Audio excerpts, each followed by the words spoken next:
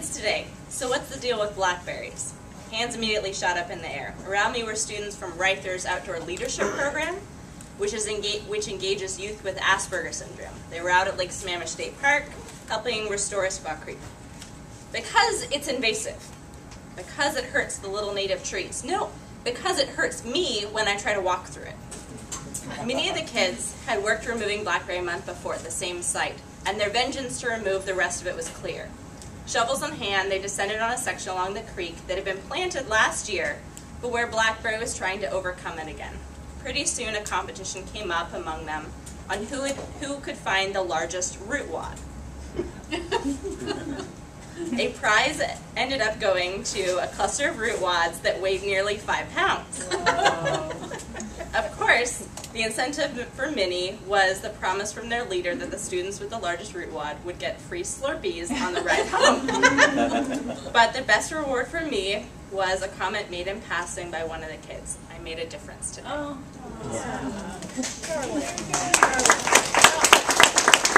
Point something out. I noticed this happened. I went to listen to one of the groups. The mind has an unbelievably strong hardwiring for story. It writes quite well given the opportunity. Do you see how her story came out? She did that. You know how long she took? I only gave you 8 minutes, by the way. I didn't give you the full 10. So, you know, try this on a regular basis because we are hardwired to do it.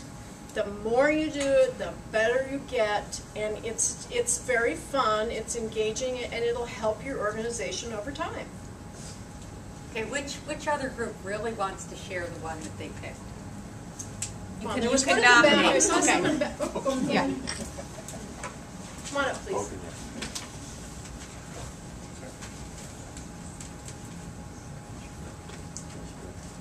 Okay, I ended up doing something for a group, for an organization I volunteer with, the King County Crisis Line. Ben Ham? Yes.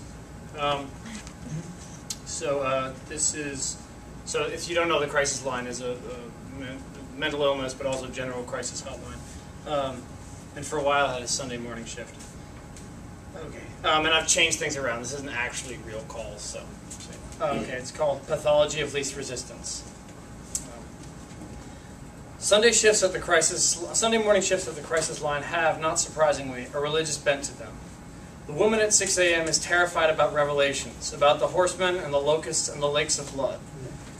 What she really wants, though, is permission to have a cigarette, which I'm happy enough to give.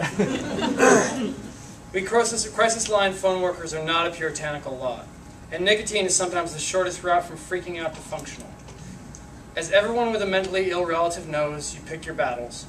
Lots of coffee is better than a little meth. Breaking dishes is a lot better than cutting. And sometimes forgetting beats remembering hands down.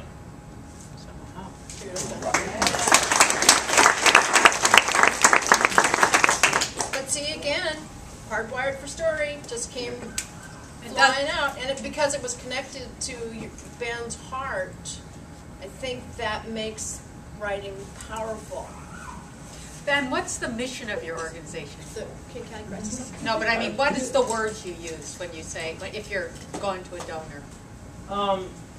Just like, do you have a mission statement? Yeah, no, I should really have that memorized, but I'm a phone worker, so that's okay, really, okay. I'm not. Anyway, but I just wanted to point out that story conveys the mission of the organization better than, you know, writing a grant with the mission up front. You could write a grant with that at the beginning.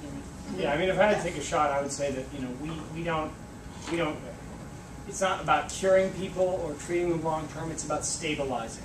It's about de-escalating crises. When they need it. Yeah, and taking people from freaking out to functional, not to healthy. Yeah, so de-escalating versus smashing dishes instead of cutting. I mean, de-escalating is abstract, and he gave a concrete example. Do we have time for one more? Yeah. Okay. Oh, Sure. sorry. Well, we'll do two. Thanks. I'm Tom Bancroft with People for Puget Sound. Is extinction the option? I stood last week on the ridge above Sunrise Lodge on Mount Rainier for the first time as I gazed across the spectacular landscape I wondered if salmon were back spawning in the creek below. No, they aren't. A dam on the Green River blocked their migration decades ago. How are salmon doing? Turns out, according to a NOAA report, not much better than they were 10 years ago when they were listed on the endangered species list in Puget Sound. NOAA's recent report highlights that we still are losing more habitat than we are restoring and have not addressed toxic runoff to sufficient levels to reverse the adverse effects on these species. We know what to do, but we need the political will to implement those actions. The Department of Ecology and EPA know how to clean up water in Puget Sound. Recent legislation passed in Olympia will help remove copper from the environment. Increased focus on restoration in salmon streams, estuarine marshes, and along the coast are critical. Strong shoreline management plans that protect and restore the shoreline is essential. Former Governor Gary Locke said that salmon extinction is not an option. Quote, salmon extinction is not an option, unquote. But our actions say otherwise. What do you think? Will we let salmon in Puget Sound go the way of the passenger pigeon?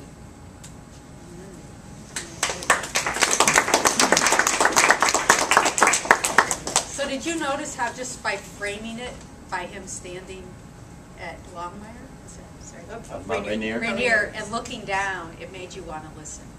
Just, Yeah.